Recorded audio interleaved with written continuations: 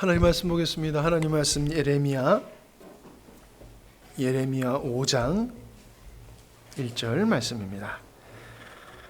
예레미야 5장 1절 말씀입니다. 제가 가지고 있는 성경으로는 구약 성경 1057페이지쯤 됩니다. 너희는 예루살렘 거리로 빨리 다니며 그 넓은 거리에서 찾아보고 알라. 너희가 만일 정의를 행하며 진리를 구하는 자를 한 사람이라도 찾으면 내가 이 성읍을 용서하리라. 아멘. 말씀을 우리가 돌아보면은 우리 주님은 앞서가시는 분이다라고 하는 겁니다. 어디로 우리를 이끌어 가시느냐라고 하는 거지요. 그냥 앞서가는 게 아니라 하나님께서 뜻하신 바로 이스라엘 백성을 인도하신 것 같이 하나님은 창조의 목적을 가지시고 우리의 인생에서 앞서가시면서 우리를 인도하시는 분이다라고 하는 거지요. 그래서 예수님은 자신을 선한 목자다라고 말씀을 하고 있다는 것입니다. 우리가 앞서가시는 주님이 우리를 대신해서 싸우시고 길을 여시고 우리의 필요를 채워, 좀 소리가 울리는 것 같지 않아요? 그렇게 하시는 분이 우리와 함께 한다라고 하는 것은 그 자체가 우리에게 축복이라는 겁니다. 우리가 원하는 어떤 소원이 이루어지는 것을 축복이라고 생각하지 말고, 그것도 뭐 하나님의 은혜입니다만은 우리 인생이 하나님과 더불어 사는, 주님이 우리를 통해서 일하시고 역사하시는 그것을 보는 게 그게 축복이다라고 하는 것을 우리가 깊이 인식했으면 좋겠습니다. 하나님은 이스라엘 백성들, 당신이 선택한 당신의 백성들에게 명령과 규례와 율례를 주셨다라고 하는 겁니다. 그것은 그들이 그 하나님의 말씀을 따라 하나님의 백성들이 어떻게 살아야 되느냐 하는 안내서와 같은 것이고, 그 말씀을 쫓아 살게 될 때에 하나님은 그들의 하나님이 되시고 그들을 축복하시는 하나님이다라고 하는 겁니다. 그게 지난 시간에 드렸던 말씀이에요. 그래서 결국 뭡니까? 우리를 사랑하시는 하나님의 은혜를 입을 수 있는 길은 우리가 원한다고 되는 게 아니라는 거지요. 우리를 복 주시는 그분은 주님의 마음에 합하고 주님의 길에 함께하는 자에게 은혜를 주시지, 곁길로 가는 목자를 떠난 양과 같은 자들에게 하나님은 은혜를 베푸시는 분이 아니다 하는 거죠. 이 땅에 많은 사람들이 하나님이 어디 계시냐라고 반문을 합니다. 근데 하나님이 어디 계시냐고 반문을 하는 사람들은 하나님과 상관없이 사는 사람들이에요. 하나님과 관계를 가지고 사는 사람들은 그런 말을 할 수가 없어요. 왜? 삶 속에서 살아계신 하나님을 경험하기 때문에, 앞서가시는 주님을 경험하기 때문에 하나님이 어디 계시냐 이렇게 말할 수가 없어요. 근데 하나님과 상관없이 살아가는 사람들은 하나님을 경험할 수가 없어요. 왜? 그들은 하나님을 무시하고 하나님의 말씀을 따라 살지 아니하고 자기가 좋은 대로 육체를 따라 살기 때문에 하나님이 그들과 함께하지 않으세요. 그들에게 역사하실 수가 없어요.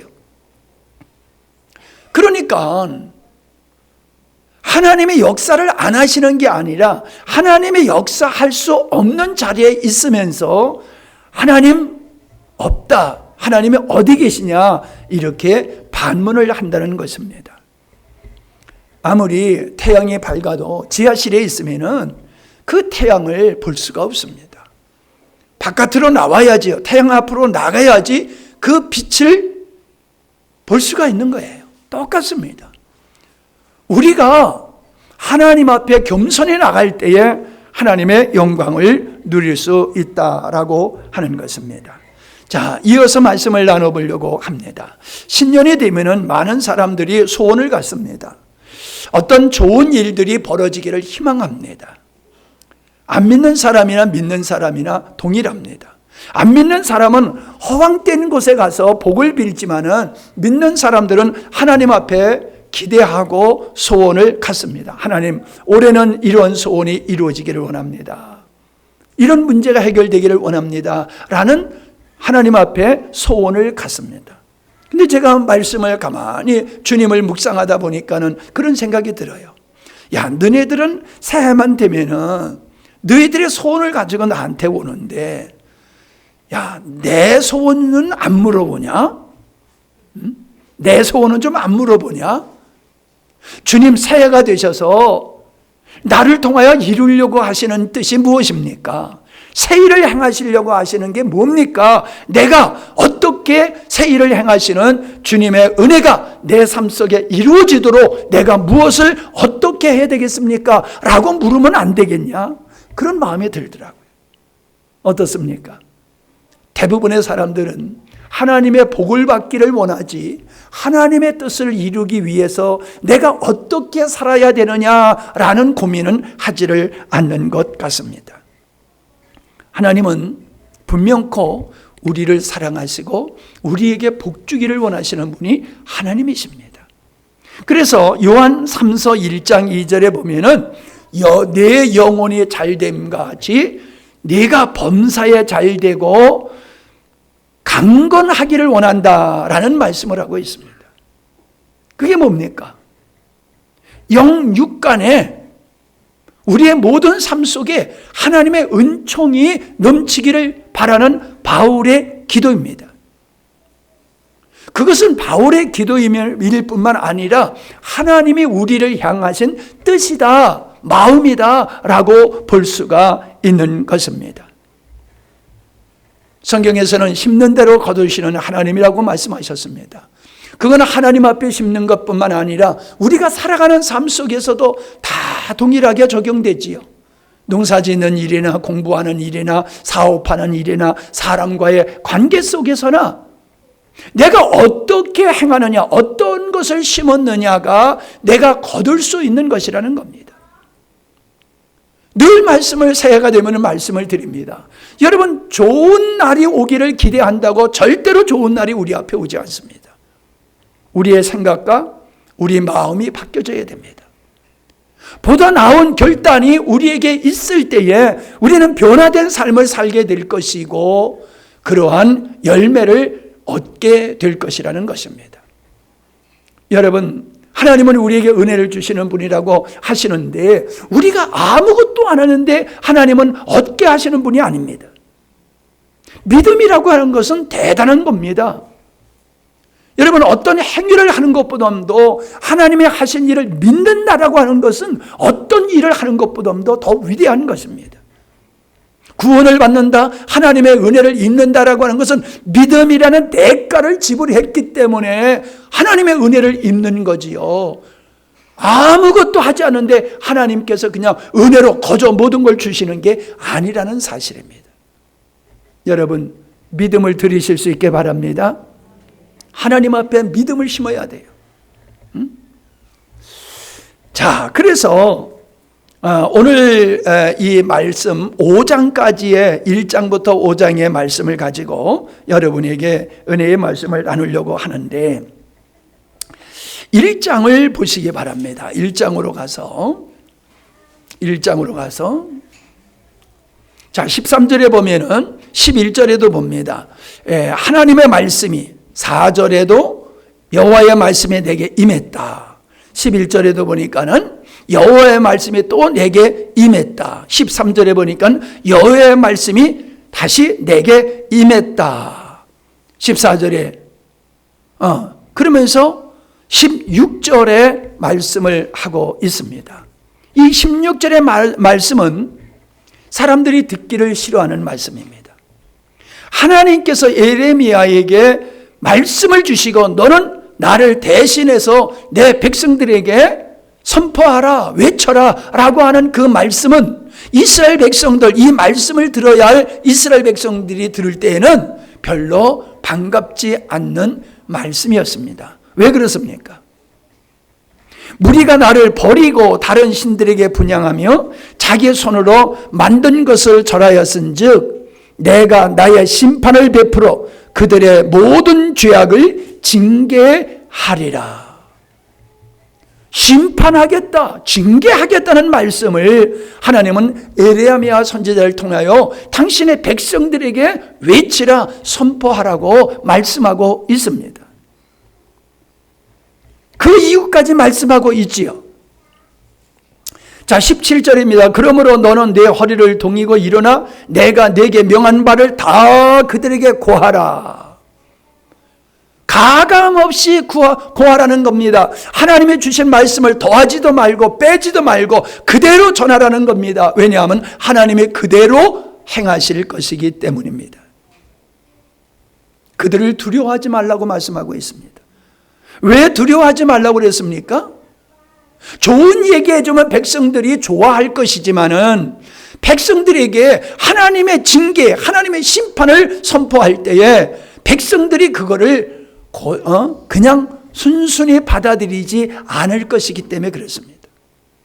여러분, 의로운 사람에게 얘기하면 잘 받아들입니다. 근데 못된 사람한테 충고를 하면은 받아들이는 것이 아니라 네가 뭔데 하며 달려들이는 것을 우리가 경험하지 않습니까? 겸손한 자, 성실하게 살아가는 사람에게 권면하면 잘 받아들여요. 근데 악하게 사는 사람들, 야, 너 왜 인생을 그렇게 사냐? 좀 인생을 좀 똑바로 살아. 사람답게 살아. 그러면 도끼는 뜨고 달려든단 말이에요. 이스라엘 백성들이 여기서 뭐라고 그랬습니까? 하나님을 버렸다. 하나님을 버리고 하나님을 경배하도록 하나님의 백성으로 삼아 주셨는데 하나님을 경배치 아니하고 이방신을 섬김으로 말미암아 내가 너희들을 심판할 수밖에 없다라고 하는 이 말씀. 심판의 이유가 그거지요.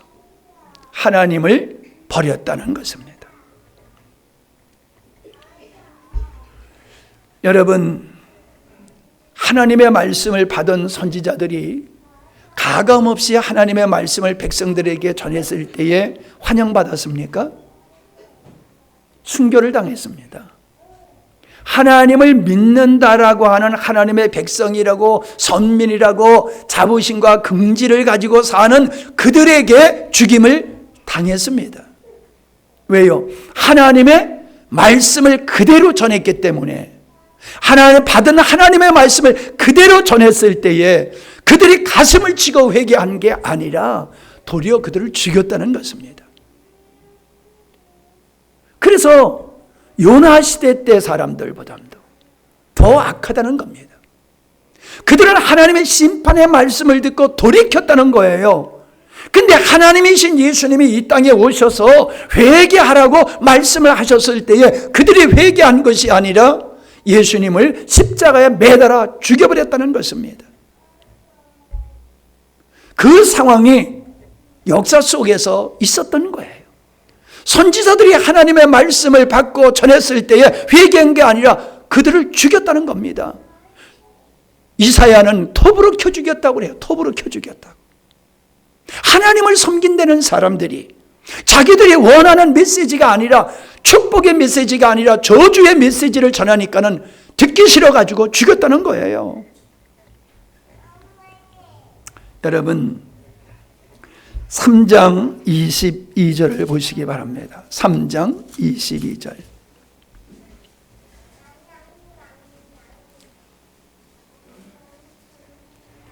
(21절부터) 소리가 자선 위에 들리니 곧 이스라엘 자손이 애곡하며 간구하는 것이라. 그들이 그 길을 급게하여 자기 하나님 여호와를 잊어버렸음이로다. 배역한 자식들아 돌아오라. 내가 너희 배역함을 고치리라. 자, 이 말씀을 현대어 성경으로 하면 이렇습니다. 너희 변절한 자녀들아, 내가 너의 변절한 마음을 고쳐줄 터이니 나에게로 돌아오라. 4장 1절입니다. 이스라엘아, 정말로 네가 돌아오려거든 어서 내게로 돌아오라. 나 주의 말이다. 내가 싫어하는 그 역겨운 우상들을 내가 보는 앞에서 버려라. 네 마음을 흔들리지 않게 하여라. 자, 돌아오라고 말씀하고 계십니다. 돌아오라. 옛날에는 자수하여 광명 찾자 하는 그런 문구가 많이 있었어요. 왜냐하면 북한에서 난파된 간첩들, 두려움으로 떨지 말고 자수해서 광명 찾아라, 그렇게 말하고 있습니다. 그랬댔어요. 여러분, 이 말씀은 오늘 우리들에게도 해당되는 말씀입니다. 돌아오라고 하는 것은 그 시대의 사람에게만 돌아오라고 하는 것이 아니라 오늘 이 시대로 살아가고 있는 우리를 향해서 돌아오라고 말씀하시는 겁니다. 그게 예수님의 말씀하셨던 회개하라라고 하는 말씀과 동일한 말씀입니다. 하나님을 떠나서 자기 좋은 대로 자기 만족을 따라 살아가는 삶 속에서 돌아오라는 겁니다. 하나님을 예배할 자들이 하나님을 예배하지 아니하고 세상을 섬기고 자기를 우상으로 섬기고 쾌락을 쫓아 사는 너희들 하나님께로 돌아오라고 말씀을 하고 계시는 것입니다. 자, 2장으로 한번 가시겠습니다. 다시 2장 11절입니다. 시작. 어느 나라가 그 신을 신 아닌 것과 바꾼 일이 있느냐. 그러나 나의 백성은 그 영광을 무익한 것으로 바꾸었도다. 그게 뭡니까? 세상엔 여러 나라가 있는데 그들이 섬기는 신을 버리고 다른 신을 섬기는 민족을 봤느냐? 없다는 얘기지요. 근데 너희들은 어떤 존재냐? 내가 내 백성으로 삼은 선민이지 않느냐? 내가 다른 민족보다도 특별히 너희들에게 내가 은혜를 주지 않았느냐?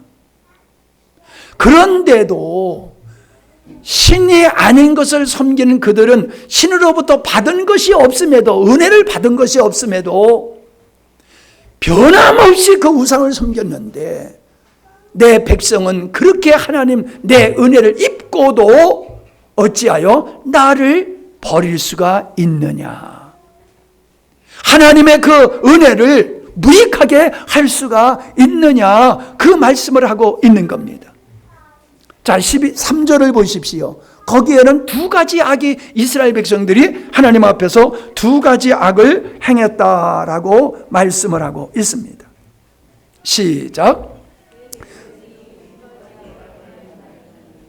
곧 생수에 근원되는 나를 버린 것과 스스로 웅덩이를 판 것인데 그것은 물을 저축하지 못할 터진 웅덩이니라. 예. 여러분, 이스라엘 백성들이 애굽에서 살 때는요, 너무나도 그 좋은 환경에서 농사를 짓기 때문에 그들은 이 일기에 별로 신경 쓸 필요가 없어요. 물이 풍성하고 해가 아주 많이 쪼이고 옥토가 좋은 땅이기 때문에 그냥 씨만 뿌려놔도 많은 것을 거둘 수 있는 것이었어요. 근데 하나님께서는 젖과 꿀이 흐르는 땅이라고 하는 그 가나안 땅에 들어와서 보니까는 젖과 꿀이 흐르는 땅이 아니라 박토예요, 박토. 광야예요. 비가 1년에 이른 비와 늦은 비 두 번밖에 오지 않습니다. 철 따라서 이 정확하게 이른 비와 늦은 비가 와야지 이것을 이것이 이루어지지 아니하면 농사를 지을 수가 없는 겁니다. 그런 땅에 하나님은 그들을 놓으시고 여기가 너희들이 살 수 있는 젖과 꿀이 흐르는 땅이야 라고 말씀하시는 거예요. 이스라엘 백성들이 볼 적에 얼마나 한심합니까? 아니 이런 땅을, 젖과 꿀이 흐르는 땅을, 이게 하나님께서 우리에게 약속한 땅이야? 이게 무슨 젖과 꿀이 흐르는 땅이야? 그렇게 반문할 수가 있었습니다. 그런데요, 그게 맞아요. 그들이 하나님의 말씀에 순종하고 살면은 하나님께서 정확하게 이른 비와 늦은 비를 주셔서 그들이 풍성하게 먹고 살도록 하셨습니다. 근데 그들이 하나님을 떠나게 되니까는 하나님께서는 그 약속을 지키지 않으시는 거예요. 그 하나님을 떠났다는 게 뭡니까? 하나님을 떠나, 생명의 근원이신 하나님을 떠나서 살고 하나님을 전적으로 의지하지 않은 것이 아니라 자기 스스로의 힘으로 그들은 농사짓고 양을 치고 먹고 살려고 했다는 겁니다. 이게 악이라는 거예요. 못된 짓을 해서 악한 게 아니라 하나님을 사랑하고 하나님을 경외치 아니하고 하나님을 의지하고 하나님을 신뢰하지 않는 것, 이게 너희들이 심판을 받아야 할 죄다라고 말씀을 하고 있는 것입니다. 19절을 보시겠습니다. 19절 시작. 네 악이 너를 징계하겠고 네 패역이 너를 책할 것이라. 그런즉 네 하나님 여호와를 버림과 네 속에 나를 경외함이 없는 것이 악이요 고통인 줄 알라. 주 만군의 여호와의 말씀이니라. 보세요. 하나님의 징계가 어디에 임하느냐? 내 악.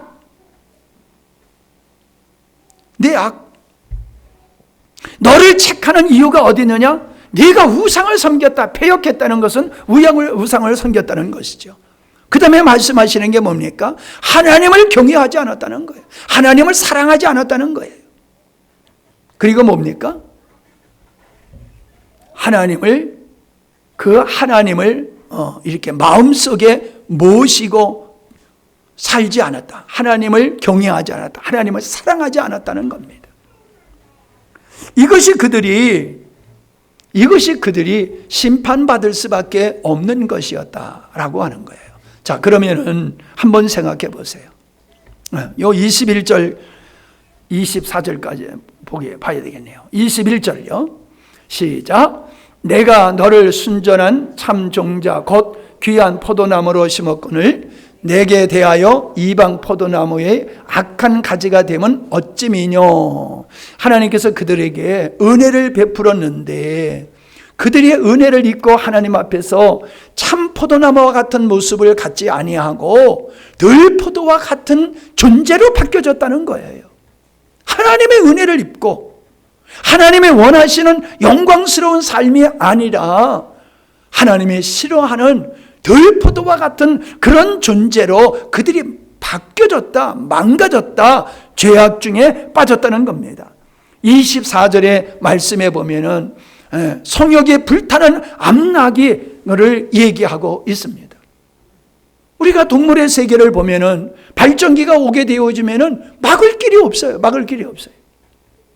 그와 같이 발전기가 와가지고 암놈의 순놈을 찾는 것과 같이 그렇게 막을 수 없는, 담으로 막을 수 없음과 같이 이 백성들이 우상을 향하여 발정난 암나기와 같이 그렇게 달려갔다. 그렇게 너희들이 나를 버리고 나를 떠났다라고 말씀하고 있는 것입니다. 예. 여기에서 돌아오라고 주님께서 말씀을 하시는 겁니다. 돌아오라. 자, 그러니까 여러분 보세요. 우리는 지금 바알 신당을 마련해놓고 거기 절하지 않습니다. 예를 들어서 절간에 가서 절하지 않습니다. 선앙당에 가서 손 비비지 않습니다. 그러니까 우리는 우상을 섬기지 않는다고 생각합니다. 제사 드리지 않습니다. 추도 예배를 드리니까요. 그러니까 우리는 우상 숭배를 하고 있지 않다고 생각을 합니다. 그런데 우리의 삶 속에 얼마나 우리의 마음속에 하나님을 사랑하고 하나님을 경외하는 마음이 있느냐라고 하는 것입니다.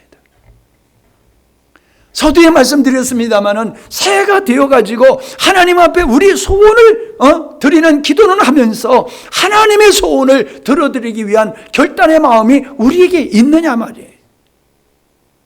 우리는 겉으로 이사야 시대의 사람들과 같이 수많은 제사를 하나님 앞에 드렸지만은 하나님이 그걸 받지 아니하셨어요. 왜요? 수많은 제사를 드려도 하나님을 사랑하는 마음이 없었기 때문이라는 거예요. 오늘 우리가 수많은 예배를 하나님 앞에 드리고 있어도 하나님이 받지 않으실 수가 있어요. 왜요? 우리 마음이 세상에 가서 있거나 세상 것을 탐하고 있거나 하나님을 사랑함이 없이 우리가 예배를 드린다라고 하면은 헌신을 한다라고 하면은 이거는 주님이 인정하지 않는 것이다라고 하는 겁니다.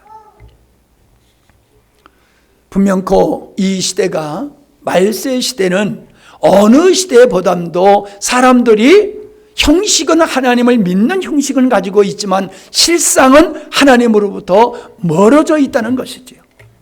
먹고 마시고 시집가고 장가가고 사고 팔고 오직 육신의 일, 먹고 마시고 누리는 일에만 정신을 팔려고 사는 시대가 올 거다. 이게 심판받을 징조다라고 말씀하고 있지 않습니까? 어떻습니까, 여러분? 눈을 감으나 눈을 뜨나 거리로 가나 잠을 자나 먹고 마시든지 언제나 여러분의 마음속에 주님을 향한 그리운 마음을 가지고 사십니까?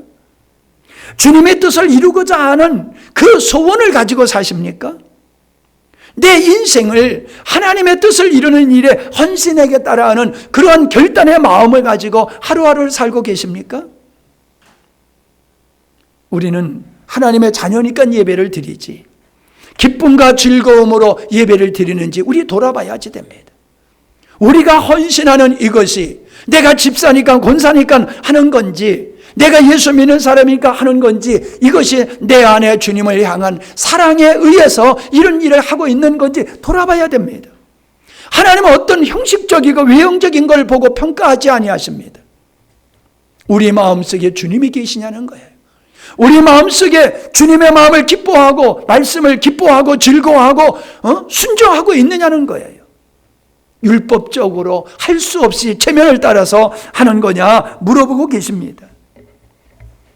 분명 그 마지막 시대는 우리가 생각하는 대로 이사야 시대나 에레미야 시대나 그 바벨론으로 심판을 받아서 노예로 끌려갈 수밖에 없는, 포로로 끌려갈 수밖에 없는 그들이 처했던 그 상황과 형편과 영적인 상황이 똑같다는 것입니다. 그들의 죄악을 하나님은 결코 돌아오지 않는 자들을 간과하지 아니하시고 하나님이 말씀하신 대로 그들이 이방인의 포로로 잡혀가는 수모를 고통을 겪게 하셨습니다. 마찬가지입니다. 이 시대에 예수 믿는 사람들이 자기를 그렇게 끔찍한 죄인이다, 하나님으로부터 멀어져 있다고 생각하는 그리스도인들이 별로 없습니다. 다 자기들은 예수님 쉽게 얘기해서 잘 믿고 있다, 나는 믿음 좋다라고 생각하고 있습니다. 그건 자기 기준에서 봤을 때 그런 거예요.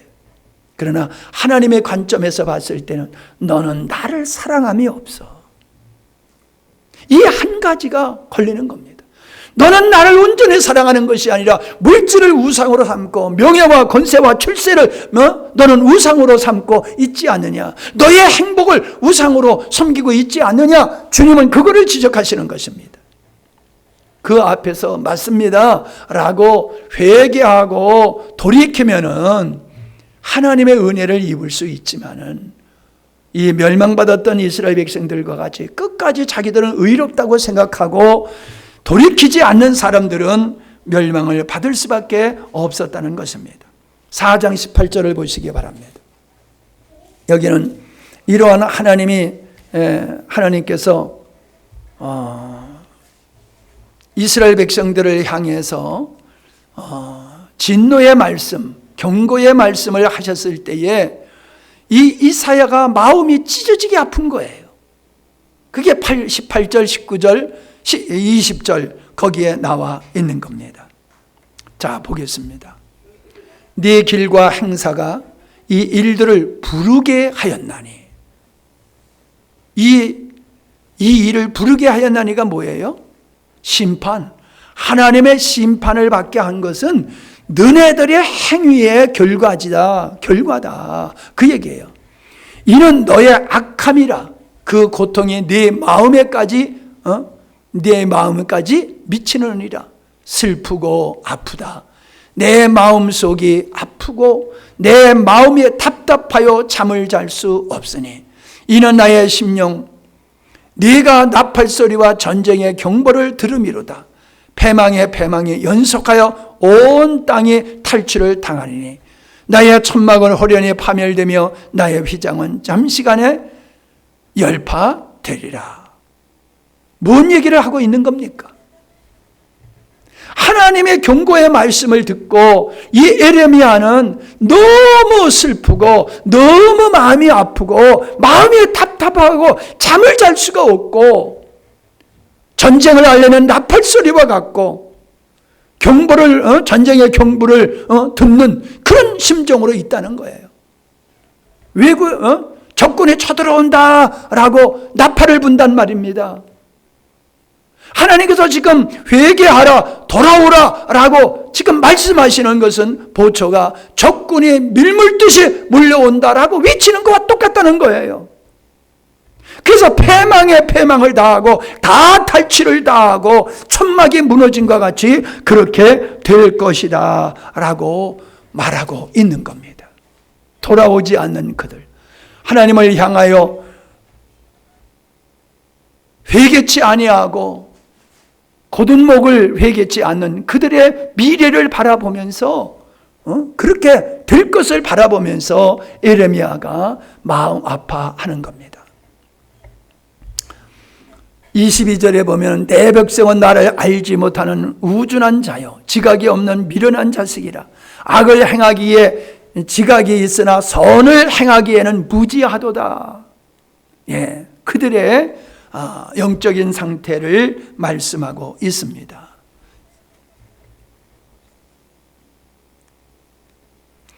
자, 5장 25절을 보십시다. 5장 25절.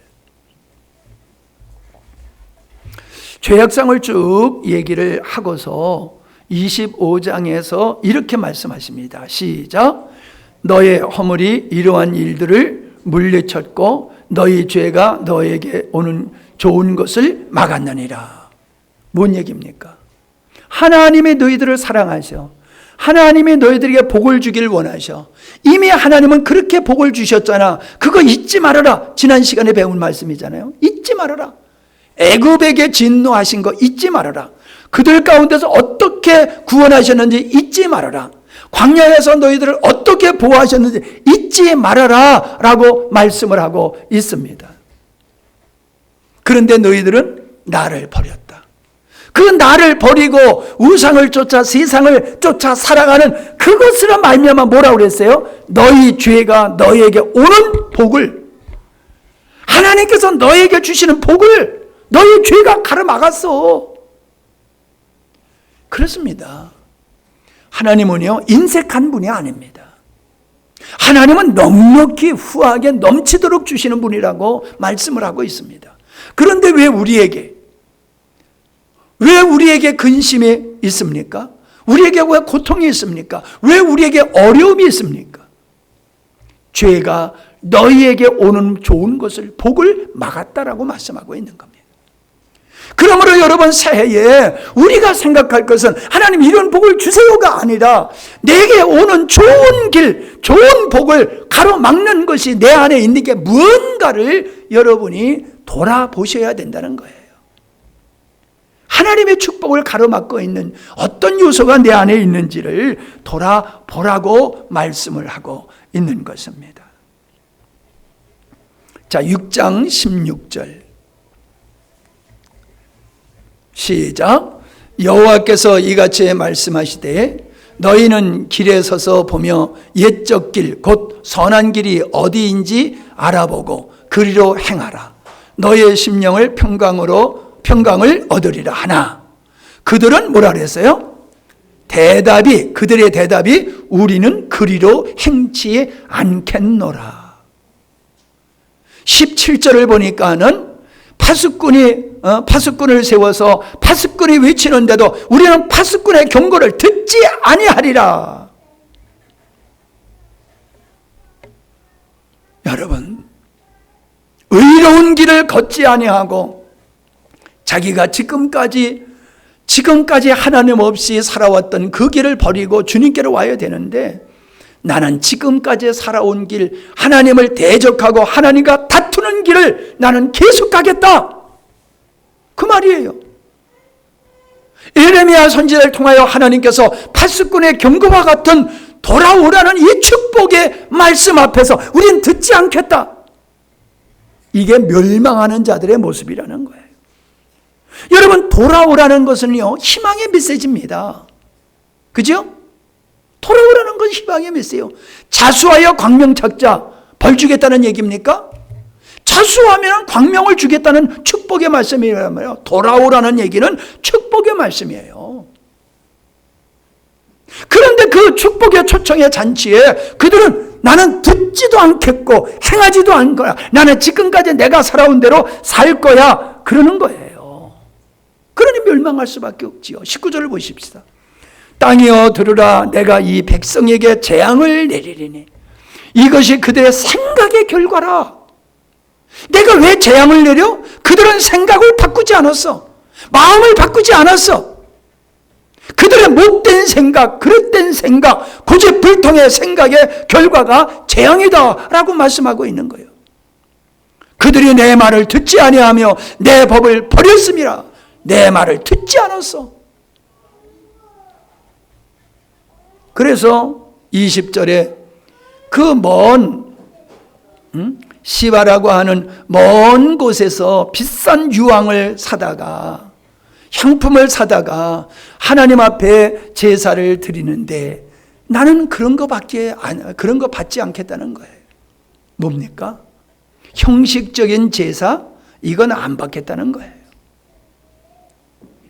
오직 그 마음 속에 하나님을 향한 열정, 하나님을 향한 사랑, 하나님을 향한 순종, 이거를 원하시는 거예요. 이거를.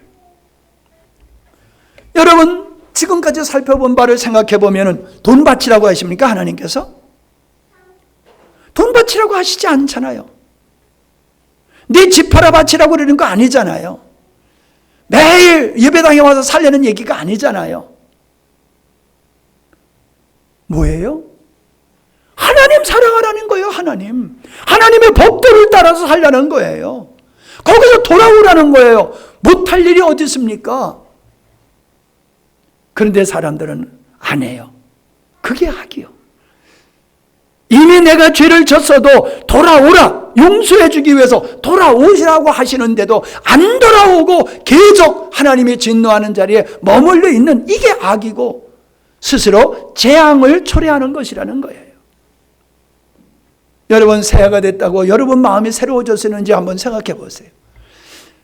새해가 되기 전에 한 해를 잘 마무리 짓자 하고 새 마음을 가지고 새해를 맞이하자고 우리 말을 많이 하지 않습니까? 한 해를 마무리 잘 짓는 게 뭡니까? 자기의 삶을 평가하는 거예요. 경제적으로 내가 어떻게 살아왔느냐, 직장생활을 어떻게 했느냐, 가정생활을 어떻게 했느냐, 하나님 앞에서 내가 어떤 모습으로 살아왔느냐, 이거를 돌아보고 잘못된 거, 부족한 것을 새로운 마음을 가지고 새해를 맞이하자는 거예요. 그런데 여러분 어떻습니까? 우리의 삶이 작년하고, 작년이라니까 먼 데 같지만 2주 전하고 지금하고 마음이 달라진 게 뭐가 있습니까?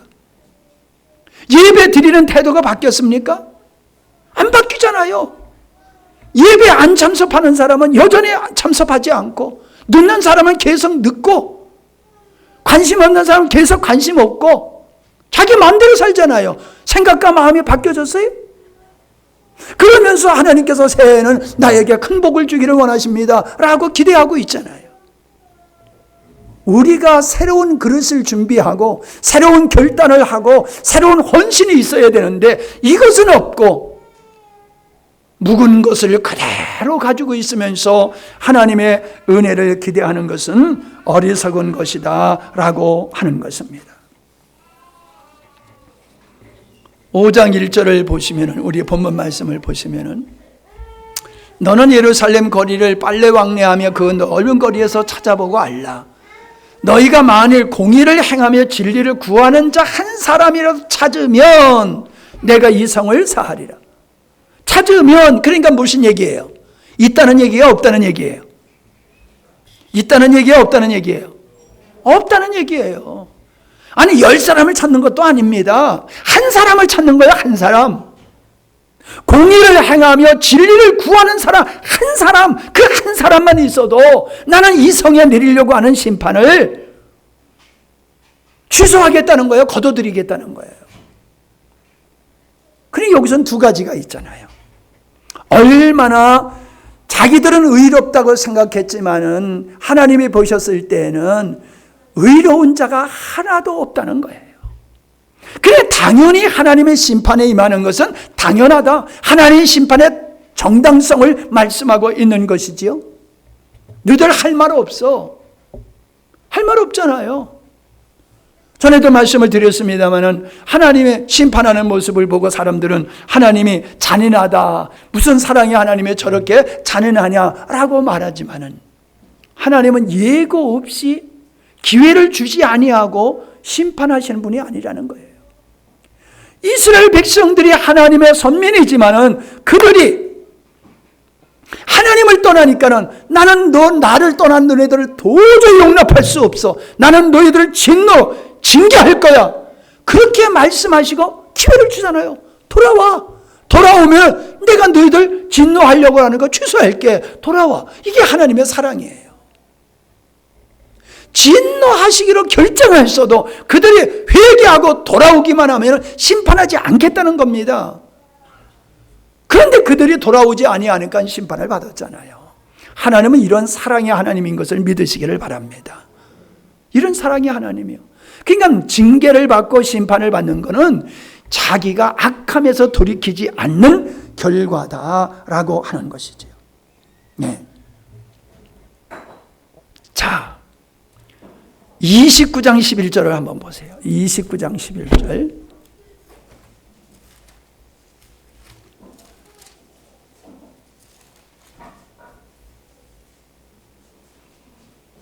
(29장 11절) 시작. 나 여호와가 말하노나 너희를 향한 나의 생각은 내가 아나니 재앙이 아니라 곧 평안이요 너희 장래에 소망을 주려는 생각이라. 계속 읽어요. 너희는 내게 부르짖으며 와서 내게 기도하면 내가 너희를 들을 것이요 너희가 전심으로 나를 찾으면 나를 만나리라. 나 여호와가 말하노라 내가 너희에게 만나지겠고 너희를 포로된 중에서 다시 돌아오게 하되 내가 쫓아내었던 열방과 모든 것에서 모아 사로잡혀 떠나게 하던 본 곳으로 돌아오게 하리라. 여호와의 말이니라. 돌아오게 하겠다는 거예요. 돌아오게. 나는 너희들을 징계하지만은 징계가 목적이 아니야. 너희들을 온전케 함이다라고 하는 것이지요. 우리는 이러한 사랑의 하나님의 마음을 헤아릴 수 있어야 될 줄로 믿습니다. 너희를 향한 나의 생각은 재앙이 아니고 평안이다. 하나님은 우리를 향하신 소망은 우리가 영적으로 주님과 잘 되는 거예요. 그래서 영적으로 주님과의 관계가 잘 되므로 범사에 잘 되고 강건하기를 우리 주님이 바라고 계시는 것이에요. 근데 19절을 보세요. 29장 19절. 이는 내가 내 종 선지자들 그들에게 보내되 부지런히 보내었으나 그들이 나 여호와의 말을 듣지 아니하며 듣지 아니함이라.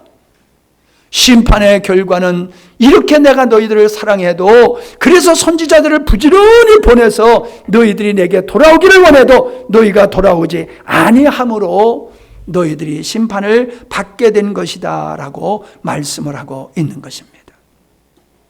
예. 자, 그러므로 5장 1절에서 하시는 말씀 다시 5장으로 돌아가면은 이 한 사람이 필요한 시대라는 거예요. 한 사람만 있어도 멸망하지 않겠다. 자, 아브라함하고 소돔성을 놓고 얘기했을 적에는 의인 10명이잖아요. 근데 여기서는 한 명이에요. 의인 10명이 아니라 한 명의 하나님의 사람, 한 명의 하나님의 사람을 내가 찾으면은 내가 사하겠다라고 말씀을 하고 계시는 겁니다. 3장 11절을 보세요. 3장 12절. 3장 12절. 뭐 어렵지 않잖아요. 시작. 너는 가서 북을 향하여 이 말을 선포하여 이르라. 여호와께서 가라사대 배역한 이스라엘아 돌아오라. 나의 노한 얼굴을 너에게로 향하지 아니하리라. 나는 궁휼이 있는 자라. 노를 한없이 품지 아니하느니라. 하나님은 어떤 분이에요? 궁휼이 있는 자라는 거예요. 궁휼이 있는 자. 노를 한없이 품는 분이 아니라는 거예요. 돌아오면은 용서하시고 은혜를 베풀겠다. 자, 그런 말씀 앞에서 조금 앞으로 말씀으로 돌아가게 되어지면 그게 뭡니까? 우리가 하나님 앞에서 하나님이 찾는 그 한 사람이 되어야 될 줄로 믿습니다. 여러분, 아담의 불순종 그 한 사람을 통해서 인류가 사망에 이르게 됐습니다. 예수님의 순종, 그 한 예수님의 순종을 통해서 인류가 구원을 받게 되었다라고 하는 것입니다. 하나님은 많은 사람을 보고 역사하지 않으십니다. 한 사람을 보고 역사하시고 한 사람을 통해서 일하는 분이십니다. 이 세상의 사람은 두 종류의 사람이에요. 한 사람을 사망에 이르게 하는 사람, 한 종류의 사람은 생명에 이르게 하는 사람입니다. 하나님의 찾으시는 이 시대에 이 멸망 앞에 하나님께서 찾으시는 인물은 어떤 인물입니까? 살리는 한 사람을 찾으시는 겁니다. 한 사람을 통해서 노아의 가족이 살았습니다. 아브라함을 통해서 구원을 얻었습니다. 모세를 통해서 인류가 그 민족이 구원을 받았습니다. 요셉을 통해서 가족과 애국과 가족이 구원을 받았습니다. 요나를 통해서 니느웨 성이 구원을 받았습니다. 에스더 한 사람을 통해서 바벨론에서 죽을 수밖에 없던 유대인들이 살아났습니다. 다윗을 통해서 민족이 블레셋으로부터 구원을 받았습니다. 사사들을 통해서 외침을 받았던 그 나라가 자유를 얻게 됐습니다. 마틴 루터라고 하는 사람을 통해서 종교개혁이 이루어졌습니다. 사도 바울이라는 한 사람을 통해 가지고 구라파가 유럽이 기독교 국가가 되어지는 놀라운 역사가 시작되었던 것입니다. 어떤 분이 그런 간증을 한 걸 들었습니다. 그분이 선교지를 얘기하는데 그 선교지의 이야기는 지명은 제가 잘 모르는데 간디킬리라고 하는 여인이 있었다고 합니다. 이 여인은 배운 것이 없어서 글도 읽을 줄 모르는 사람인데 조그만 이 전도 쪽지 그것을 하나 주워가지고 그걸 가지고 와서 자기 자녀들한테 읽어달라고 그랬습니다. 그걸 읽고서 예수님을 영접하게 됐습니다. 그때서부터 이분은 예수님을 믿게 됐는데 글을 읽을 줄 모르니까 자녀들에게 성경을 읽어달라고 그러고 성경을 통째로 외우는 거예요. 읽을 줄은 모르니까. 그리고 그분이 복음을 전하게 되었다라고 합니다. 남편이 이런 변화된 아내를 두들겨 패가지고 척추 2개가 무너졌다고 합니다. 그렇게 속된 말로 불구자가 된 거예요.